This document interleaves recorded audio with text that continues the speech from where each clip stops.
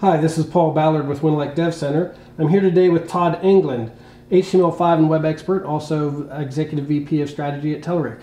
Hello, Todd. Hi, thanks for having me.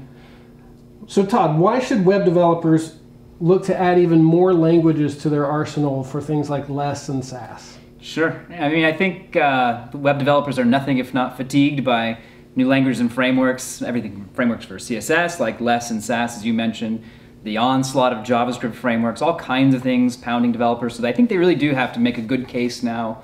Why should I go learn something new? Because there's a lot of people asking for that time. I think in the world of CSS and the world of CSS preprocessors, less and Sass actually are two of those things which bubble up to maybe meeting that threshold, because it just is all about making developers more productive.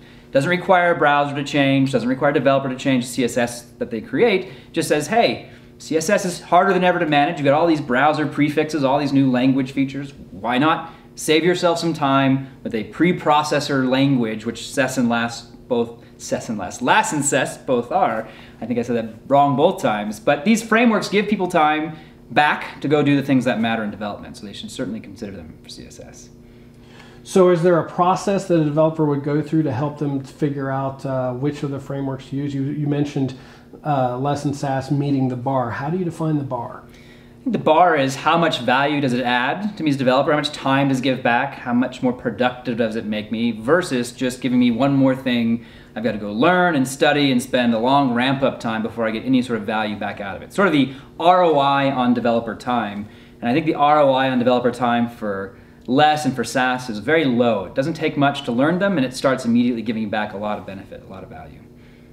In addition to web development, there's also becoming a question in mobile development about which model of mobile development to use. How would you go about creating a framework for deciding which direction to take with your mobile app? Sure. I mean, mobility, I think, is probably the most disruptive force developers have to deal with now. It's that whole transition from creating software for one screen, one form factor, to many screens. And the challenge is only getting bigger. There's more and more screens, slower and slower processors, and bigger pixels to push. So how developers become productive developing for those screens, managing that code, and choosing between the options they have: web apps, hybrid apps, which blend web and native technologies, and of course pure platform-specific native apps. That's a real important decision. I think the one piece of guidance I would share with developers, beyond giving them a whole framework for decision-making here, is there is no silver bullet. You need to make sure you're picking the right approach for the right app. Some apps should be native. Some apps should be web. The developers should seek to understand, what am I trading off when I'm picking these different approaches, and make sure I marry the best approach to get the best cost and the best time to delivery of that app based on its requirements. Let the requirements lead. Let that be the first step. Don't ask first, how should I build my app, and then go figure out the requirements. That's the wrong order for doing things. And that's how Telerik has viewed the problem and why we build the tools the way we do. So do you see Visual Studio's support for Cordova and hybrid apps as a game changer for mobile development?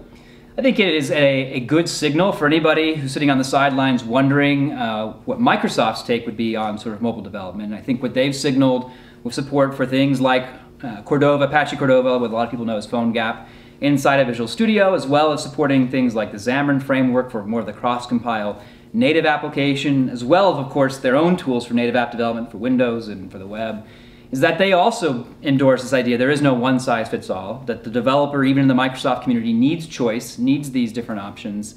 And in the case of Cordova, I think it's a rising tide floats all boats. So everybody working in the hybrid space now benefits from having Microsoft putting their vote of confidence behind it, investing some of their technology into it. So I think that's a great thing for the hybrid community. So given with easy access to hybrid development, is there a reason why a developer would choose to develop solely for Windows Phone? I think the only reason you choose to develop solely for anything, whether it's a phone or device platform or a single browser, is when you have absolute control over the environment. So if you're in an organization which is standardized on one device, they've not bought into the bring your own device policies, then and only then may you have the liberty or the luxury, perhaps, of single platform or single browser style development. For everyone else, and there's a large percentage of companies embracing bring your own device because it lowers IT costs, because it gives employees more choice, you just don't have that choice. You have an environment with many different devices. A Gartner survey from 2012 said that most CIOs then were already managing 3.5 platforms inside their environments. And these are CIOs and enterprises who typically would lock it down and say, pick one. They already are sort of behind the ball on this proliferation of platforms. So to the developer, your reality is it's a multi-platform world. How are you going to be productive dealing with that? Because I think the cat's out of the bag on sort of single platform development. Okay, well, thanks for joining us today, Todd. Thanks a lot.